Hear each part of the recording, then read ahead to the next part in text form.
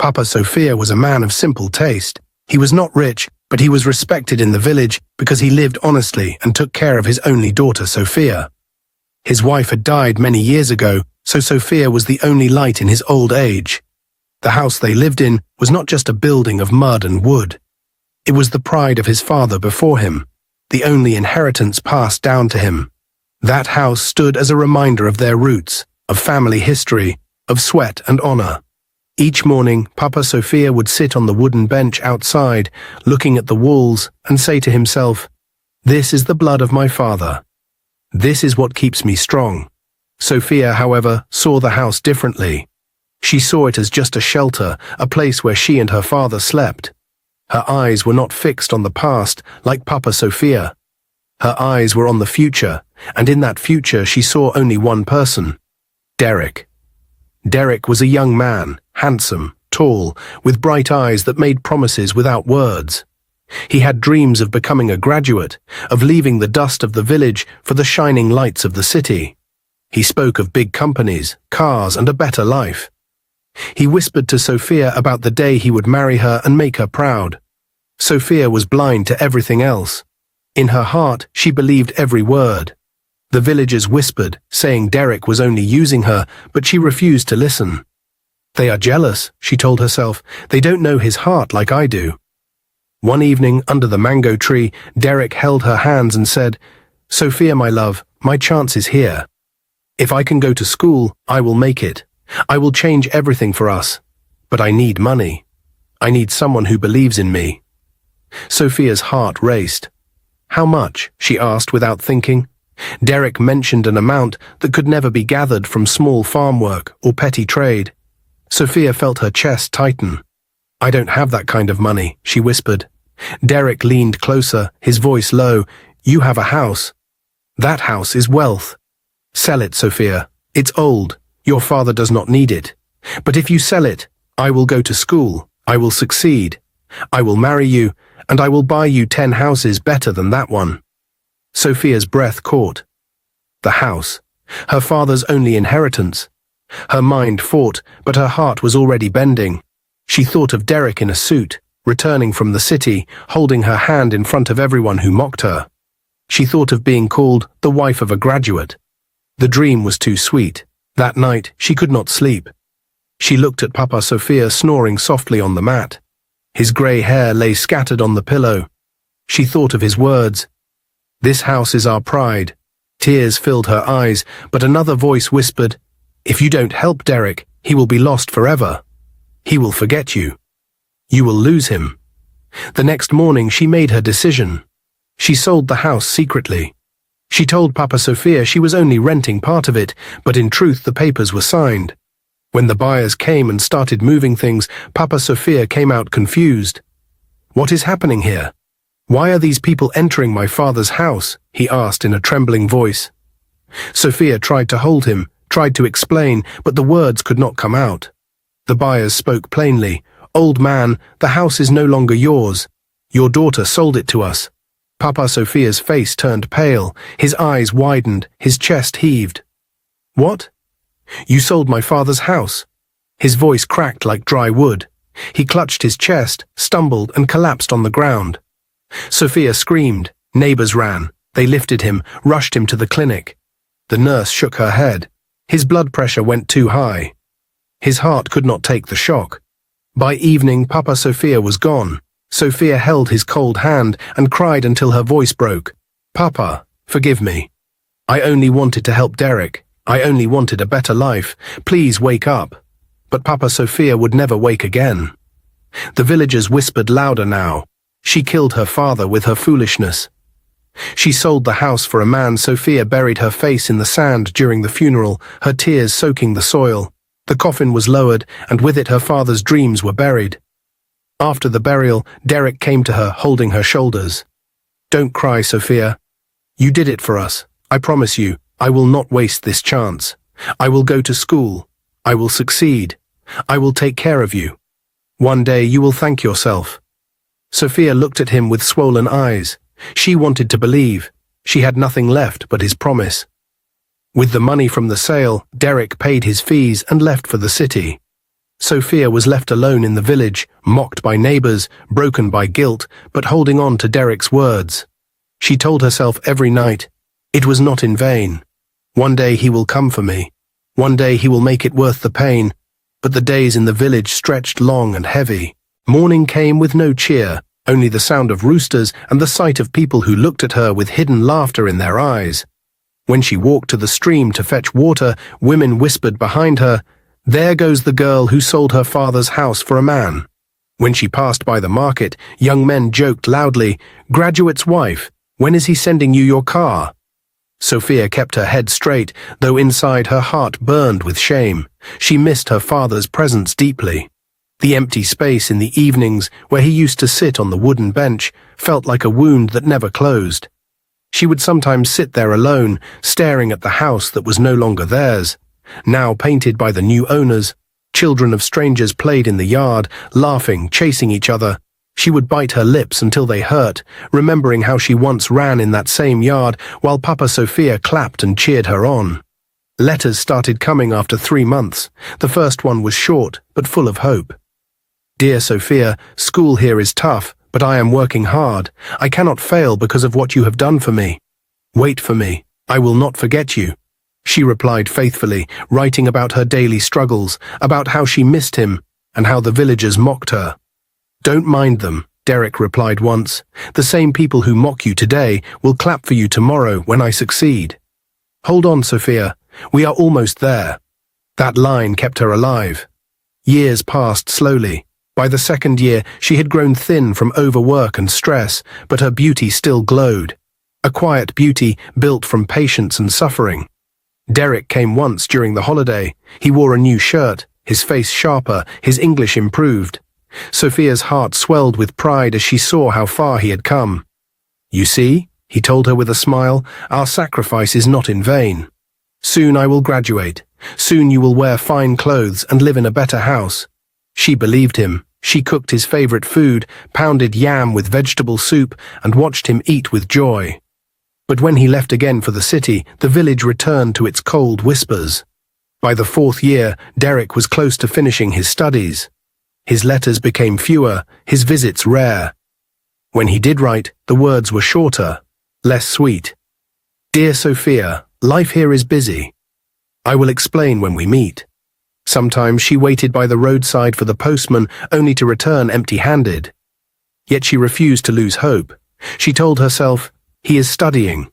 He is busy. A man in the city must work hard," but inside fear grew like weeds in her chest. One day a trader passing through the village mentioned casually that he had seen Derek in the city with a beautiful woman dressed in fine clothes. Sophia's hands shook as she asked, "Are you sure it was Derek?" The trader laughed. "I know his face well." He was walking proudly with her. That night Sophia could not sleep. She turned on her mat, biting her lips, telling herself, "It is a lie. He loves me. He promised me." Yet deep down, a small voice whispered that promises can be broken. Months later, Derek finally returned. He had graduated, his head high, his steps strong. Sophia's heart leapt when she saw him, believing all her sacrifices were about to be rewarded. She rushed to him, tears filling her eyes. But Derek's smile was different now, proud, distant, like a man who belonged somewhere else. He hugged her lightly and introduced her to a woman standing beside him. "Sophia," he said carefully, "this is Tracy. She is special to me." Sophia's world spun. Tracy smiled politely, but her eyes carried pride, looking at Sophia as if she were nothing. Sophia swallowed her pain, trying to stand tall. Later, when they were alone, Sophia asked Derek, "What about me? What about all I did for you? What about the house I sold, the father I lost?" Derek sighed and looked away. "Sophia, I have not forgotten. But life is different now. Things have changed. I can't just marry you like this. People in the city expect something else. But don't worry, I will take care of you. There is a way. You can come with me and work in my house, as a maid. That way you will still be near me." His words pierced her heart like knives. Sophia stared at him, unable to breathe. A maid? After all her sacrifices? After losing her father and her home, she said nothing. She only nodded slowly, the pain buried deep inside. That night, as she lay awake, she whispered to the darkness, "Papa, forgive me again. My love has turned me into a servant." Few days later, Sophia left the village alone with a small bag and heavy heart. She told Mama Grace she had found a place to stay in the city. She did not explain more because shame kept her lips closed. When she reached the city, the noise struck her like thunder. She held her small bag tightly, looking around as if the world had become too big for her. Derek met her at the bus park, looking sharp in his new clothes, his watch shining in the sun. He smiled quickly, hugged her lightly and whispered, "Don't worry. I will take you to my place, but remember, no one must know who you are to me." Not yet. Sophia wanted to ask why, but his eyes told her not to. She nodded silently and followed him. The house she entered was wide, with tall gates and flowers by the door. For a moment her heart leaped, thinking this was her dream coming true. But as soon as she stepped in, Tracy appeared. She was beautiful, tall, and carried herself like a queen. She looked at Sophia from head to toe and smiled. "Welcome to our house, beautiful sister-in-law," Tracy said sweetly, her voice dripping with hidden pride. "I hope you will be comfortable here." Sophia smiled shyly, not knowing that behind the sweet words was a heart ready to wound her. Derek laughed nervously. Yes, she will be fine here. She just needs time to adjust." From that day, Sophia's life became a silent prison. She woke up before dawn, scrubbing floors until her fingers hurt, washing plates until her back ached, and cooking food she rarely tasted. Tracy gave her endless chores and sharp insults hidden in polite tones. "Oh, Sophia, this floor still looks dusty." "Didn't you see it?" she would say with a smile that was not kind. Or, "This soup is too salty. I'm sure your village people eat anything, but here we like better food." Sometimes she threw the food into the bin, laughing as she said, "Don't worry, you will learn. But please, don't embarrass us in front of visitors." Sophia looked so sad. At night, she lay awake on a thin mattress in the servants' room, remembering her father's strong voice. "This house is our pride." Now she had no house, no father, and no dignity, only the promise she still clung to in her heart. When she went to the market, men stared openly at her beauty. "Hey, pretty girl," they called. "Leave that basket and come with me. I will buy you golden clothes." Another man blocked her path once and said, "A queen like you should not carry tomatoes. Who is wasting you in a maid's uniform?" Sophia shook her head and walked faster. "I have a man," she always said. The men laughed. "If you have a man, where is he? Why are you suffering like this?" But Sophia never answered. She whispered to her heart, "I cannot betray Derek. No matter what, he is the one I chose." One evening she gathered courage and went to Derek's room while Tracy was out. Her hands trembled as she spoke. "Derek, I cannot take this anymore. Tracy makes life a living hell for me. She insults me every day. Sometimes I feel like running away. Please, tell her who I really am to you. Tell her I am not just a maid." Derek's face dark with fear. He grabbed her arm and whispered harshly, "Are you mad? Don't ever say that again. Don't you dare tell Tracy who you are to me. If she finds out, I will lose everything I've worked for. Do you want to destroy me? Do you want me to suffer after all these years? Keep quiet, Sophia. Endure." It's only for a short time. Sophia's eyes filled with tears. She wanted to scream, "I gave you everything. I lost my father for you." But the words stayed locked in her throat. She lowered her head and whispered, "I understand." Then she left quietly, her shadow long in the hallway, her heart heavier than before. That night, as she lay on her thin mattress in the servants' room, she whispered into the darkness, "Papa, forgive me. I thought love would raise me, but it has chained me." Her tears soaked her pillow, but no one heard. From that night on, Sophia learned what it meant to live under quiet chains. Tracy became sweeter in public, but sharper in private. When visitors came to the house, she would call out loudly, "Sophia, bring juice for our guests. Hurry, dear sister-in-law." The guests would smile kindly at Sophia, thinking she was treated with love. But the moment they left, Tracy's smile vanished, and her words became knives.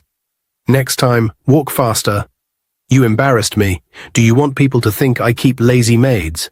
Sometimes Tracy made her kneel on the tiled floor just to scrub the same place again and again while laughing on the phone with her friends. "Oh, don't mind the noise," she would say into the phone. "That's just the maid." She's still learning how to clean properly. Sophia would bow her head and keep scrubbing, her heart screaming silently. One afternoon, Tracy invited some of her rich friends over. The women wore fine dresses and gold jewelry, their perfumes filling the air. They sat in the living room and gossiped loudly about business and travels. Tracy called Sophia to serve them drinks. As Sophia entered with the tray, one of the women gasped, "Oh my goodness, Tracy, your maid is beautiful. She looks like a model." Tracy laughed loudly. "Ah, don't be deceived. Beauty does not cook food or wash clothes. She's only useful with a broom." The women chuckled and shook their heads while Sophia stood frozen, her cheeks burning with shame. That night, when she lay in her small room, she held her father's picture close. "Papa, if only you were here," she whispered. "If only I had listened." The market trips brought her no peace either. Men followed her more and more. One tall man once grabbed her wrist and said, "Why waste your life serving another woman when you can be my queen?" "I have money, cars, everything you need." Sophia pulled her hand away, her voice firm. "I have a man." The man laughed mockingly. "Then your man is a fool to let you suffer like this. Look at your hands, rough from washing. Look at your slippers torn. If I had you, you would shine like the sun." She turned her face away and hurried off, her eyes stinging with tears. But her heart repeated, "I will not betray Derek. I gave him everything. I cannot throw it away now." One evening she could no longer bear it. She went to Derek again, her eyes swollen from crying. "Derek, please." "She humiliates me in front of people. She makes me kneel. She calls me names. She treats me like trash. I cannot take this anymore. If you love me, tell her the truth. Tell her I am not her maid." Derek's eyes flashed with anger. "Sophia, do you want to destroy my life? Do you think this is a game? If Tracy finds out who you are, everything I have built will collapse. My job, my reputation, my place in society, it will all be gone. You want to see me ruined after all the years of sacrifice? Keep your mouth shut. Endure it." It is only for a short while Sophia bit her lips. She wanted to scream her pain, but instead she bowed her head and whispered, "I understand." Then she left the room, her body heavy like stone, her soul sinking deeper into silence. That night she cried into her pillow again, her words breaking into the darkness. "Papa, forgive me. My love has made me a stranger in my own life. I gave away everything, and still I have nothing." But even in her tears, a small spark of strength remained. She promised herself quietly, "I will endure. But the day will come when I will rise again, and no one will break me anymore." 2 months later, Sophia became pregnant. She told Derek, and instead of joy, his face twisted with anger. "You have to remove it," he hissed. "How can you let yourself get pregnant even before my woman? Do you know she owns everything, including this house? If she finds out, she will send us out. You must remove this one first. I'm saving enough money so that we can run far away." Sophia shook her head. "No, I will keep this child. I will not remove it. And if you push me, I will tell Tracy everything. How you sneak into my room every night, how you deceived me to sell my father's house in the village, how you promised me marriage and left me in shame. I will tell her all of it." Derek laughed coldly. "You think she will believe you? Keep dreaming. I will completely deny you. I will call you a liar. And when she throws you out, you will be on the lonely, dangerous streets, sleeping under bridges, begging for food. Men will use you and dump you. That's where your story will end." Sophia's tears fell, but her voice did not break. "Even if I suffer, I will not unalive my child." Sophia held her stomach tightly as Derek's cruel words echoed in her head. Every night after that, she lay awake on her thin mattress, whispering to the child in her womb, "You are my hope. I lost everything, but I will not lose you. Even if I suffer, I will protect you." Derek avoided her during the day, but still crept into her room at night, restless and afraid.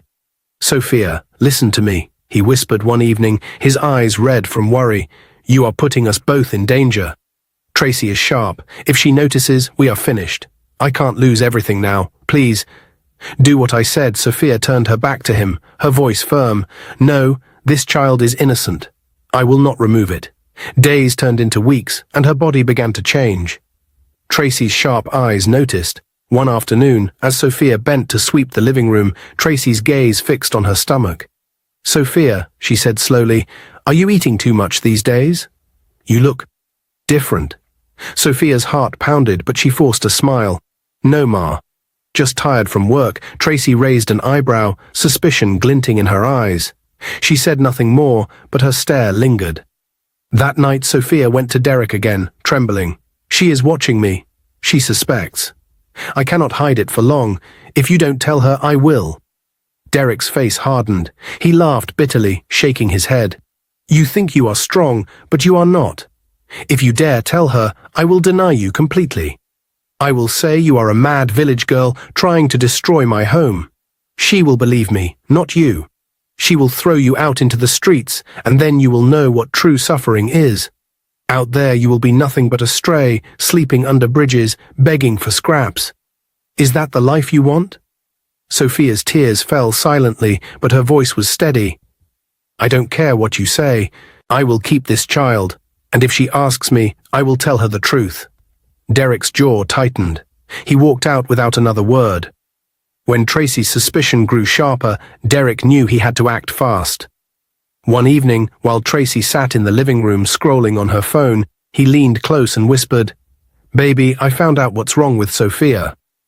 It's shameful. The security man, he got her pregnant. Tracy's eyes widened in shock. She jumped to her feet. What? In my house? A common gate man with your so-called sister? Not in my house. That foolish girl and that useless man must leave this house immediately. Derek sighed heavily, pretending to be angry. Yes, baby, you're right. They have to go. I will handle it. No one will disgrace us. Later that night, Tracy stormed into Sophia's small room. Her face was burning with rage. So this is who you are, Sophia? A loose, shameless village girl? You opened your legs for a common gate man and got yourself pregnant. You must be really stupid. Sophia's eyes filled with tears. She shook her head quickly. No, Tracy, it's not what you think. It's not the gate man. It's Derek. Before she could finish, Tracy shouted so loud the walls shook. Shut your dirty mouth. Are you mad? How can my man, your brother, get you pregnant? You are nothing but a witch trying to destroy my home. You think you can use lies to take what belongs to me? Never, Sophia sobbed, her hands trembling. I am telling you the truth. Derek comes to me every night. Tracy raised her hand, her eyes full of fire. Don't you dare.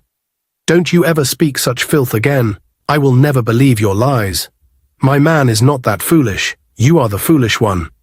And hear me well, you and your so-called husband, that gate man, must leave my house right now. Pack your things before I throw you out myself. Sophia froze, her tears running like a river. She looked toward Derek's room, hoping he would come out, hoping he would speak the truth. But Derek stayed inside, silent, letting her drown alone. Sophia walked slowly on the street that night, her small bag balanced on her head, her heart heavy like a stone.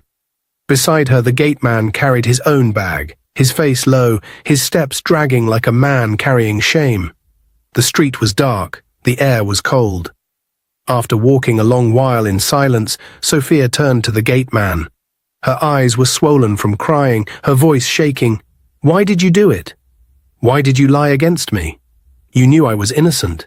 You knew Derek was the one. Why did you open your mouth and say it was you? The gate man sighed heavily and wiped his sweaty forehead. He could not look into her eyes. I am sorry, Sister Sophia. I did not want to, but I had no choice. It was my boss, Derek.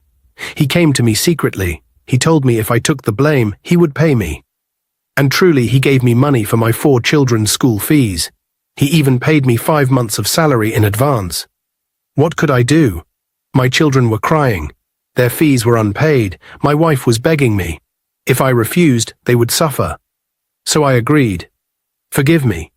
Sophia looked more angrier. She pointed at him with trembling hands, her voice breaking with anger and pain. You are wicked. Very wicked. Do you know what you have done to me? You agreed to spoil my name, to throw me into the street, just for money. You allowed that man to destroy me completely. May your own tears teach you what you have done to me. May you never forget this night. The gate man bent his head, his voice weak. I know I am wrong, but I swear to you, Sister Sophia, I only did it for my children. They are many, and I am poor. If I refused, they would be sent away from school. I am sorry. I am truly sorry. Sophia shook her head slowly, tears streaming down her cheeks. Sorry cannot bring back my father's house. Sorry cannot wipe away my shame. Sorry cannot give me a bed tonight. The man wiped his eyes and sighed again. If not for my wife and children, I would have helped you. I would have taken you home to sleep. But we all live in one small room. My wife, myself, and all my children sleep on the floor. There is no space. Please understand. I cannot bring you there. I am ashamed, but it is the truth. Sophia looked up at the dark sky, her tears falling freely. So this is how it ends. I gave everything for love, and now I am here, standing in the street, pregnant, with no home, no father, no family, and no friend. She looked at the gate man one last time. Go to your wife and children. May they never know this pain, but you, never forget what you did to me. The gate man pressed his palms together, bowing his head. Forgive me, Sister Sophia. One day you will rise again. I know you will. Then he turned and walked slowly away into the night, leaving Sophia standing alone with her bag by the roadside, the city lights flickering far away. Her unborn child the only companion she had left. Sophia sat by the roadside with her small bag beside her. As she sat there shivering, a man walked up to her. He was dressed neatly. He stopped and looked at her with curious eyes. Young woman, he said softly, what are you doing here at this time of night? The city is dangerous. You can't sleep on the street alone. Sophia looked up at him. I have nowhere to go. I lost everything. The man studied her carefully, then gave a small smile. You are too beautiful to suffer like this. Follow me home, be my woman, and I will take care of you. You will never suffer again. You will have clothes, food, and a bed to sleep on. Sophia's heart pounded with anger. Never. You want me to sleep with you while I carry another man's pregnancy? Do you think I am that desperate? I may be poor and broken, but I still have dignity. I will never do that. The man laughed loudly, shaking his head. You are a fool. Do you know how many girls would jump at this chance? You reject a kind offer, and tomorrow you will still be here, cold and hungry. Keep suffering then. With those words, he walked away, leaving her alone in the dark. Sophia clutched her stomach and whispered, God, protect me. Papa, forgive me. I will endure. That night she dragged her bag to an uncompleted building at the edge of the street. The place was open, with no doors or windows, only broken blocks and half-built walls. She laid her wrapper on the cold cement and curled herself in one corner, shivering through the night.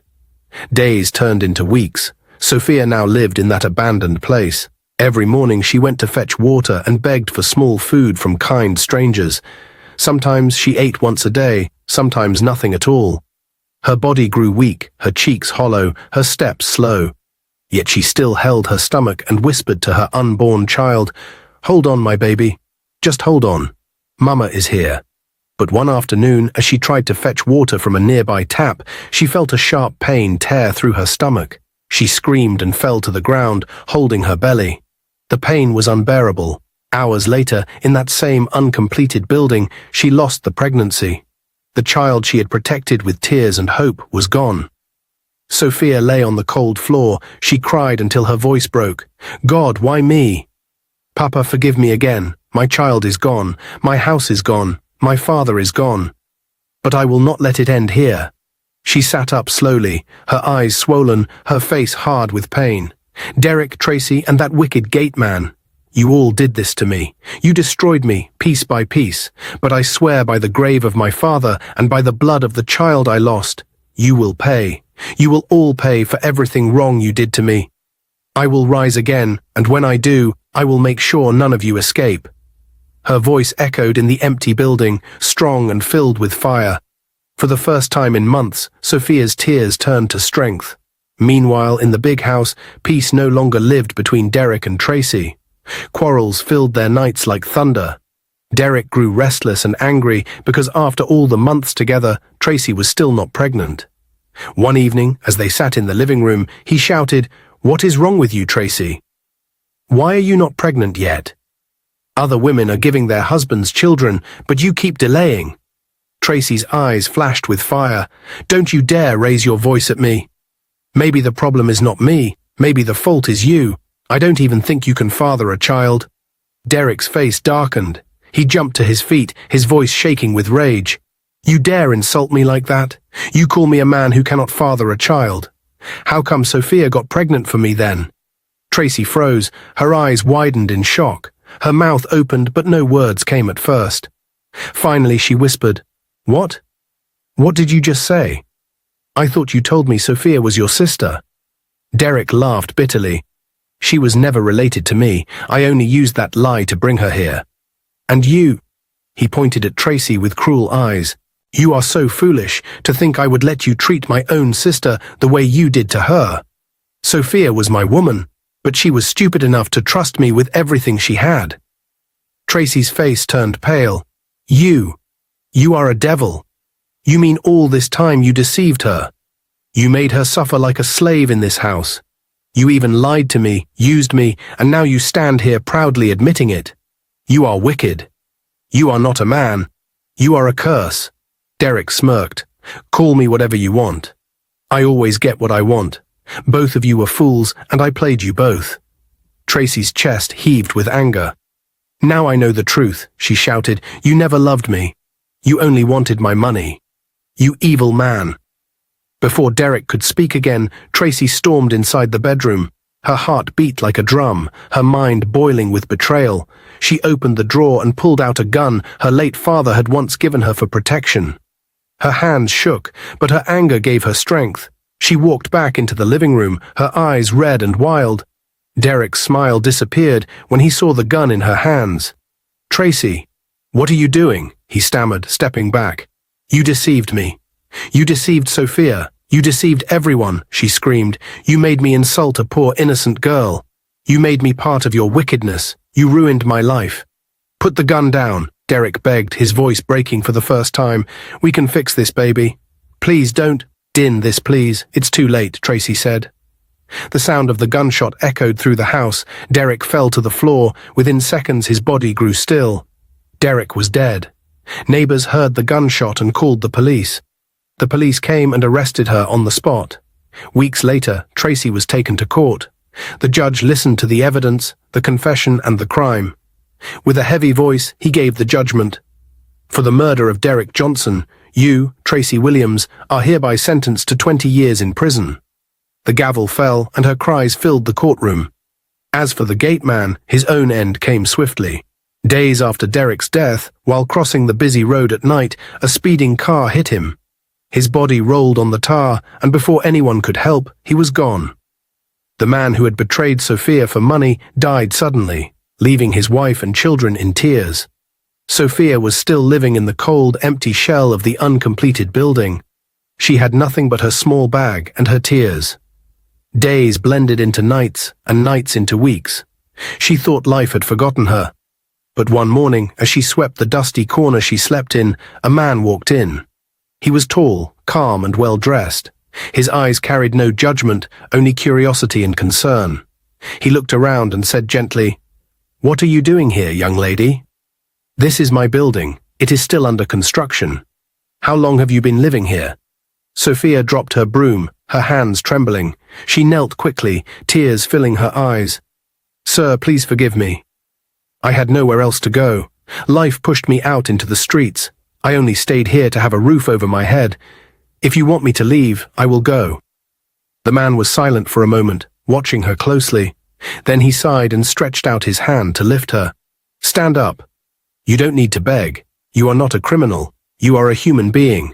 If life has treated you badly, it doesn't mean you must remain in the dust. Come with me. I will help you." Sophia's tears flowed freely.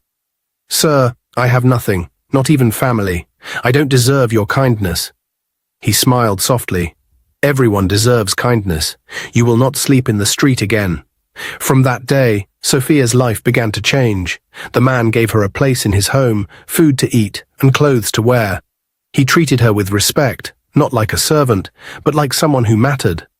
Slowly, Sophia's broken heart began to heal. She worked hard, helped him with small things, and showed gratitude for every kindness. Months passed, and the bond between them grew stronger. The man saw her beauty, not just outside, but inside, the strength of a woman who had endured storms and still stood tall. He asked her about her past, and she told him everything, with tears in her eyes. Instead of turning away, he wiped her tears and said, "Your past does not define you. What matters is the woman you are now and the woman you will become." A few months later, with joy in his heart, he asked her to be his wife.